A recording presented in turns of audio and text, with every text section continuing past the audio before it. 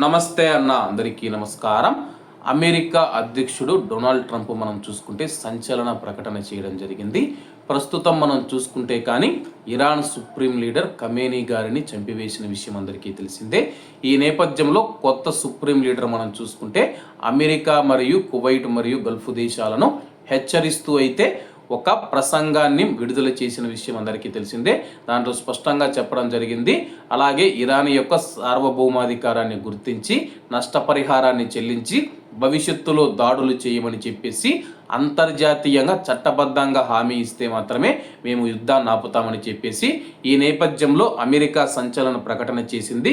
అలాగే ఈ యొక్క ఇరాన్ కొత్త సుప్రీం లీడర్లు కానీ ఐఆర్జీసీకి సంబంధించిన ఎవరైతే కమాండర్లు కానీ ఎవరైతే ముఖ్య నేతలు ఎవరైతే ఉన్నారో వాళ్ళ గురించి ఎటువంటి సమాచారం అందించినా సరే కానీ వాళ్లకు $10 మిలియన్ వరకు రివార్డు అందిస్తామని చెప్పేసి అమెరికా సంచలన ప్రకటన చేసింది.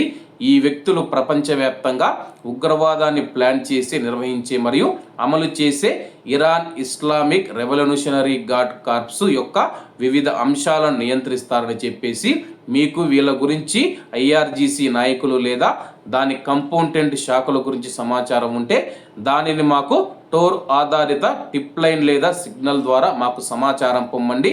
మీ సమాచారం మిమ్మల్ని కోటీశ్వరులు చేస్తూ ఉంది. అలాగే ఇండియన్ రూపీస్లో మనం చూసుకుంటే కానీ 93 కోట్ల రూపాయలు అయితే బహుమతిగా ఇస్తామని చెప్పేసి అమెరికా ప్రకటించిందనమాట. ప్రస్తుతం ఇరాన్ ఉన్న పరిస్థితుల నేపథ్యంలో అలాగే యొక్క కొత్త సుప్రీం లీడర్ ఖమేనీ యొక్క కుమారుడు మనం చూసుకుంటే ముజాబా ఖమేనీ బ్రతికి ఉన్నాడా లేదా, తీవ్ర గాయాలయ్యాయా, ఆయన సుప్రీం లీడర్గా ప్రకటించిన తర్వాత ఇప్పటి వరకు బయటికి రాలేదు.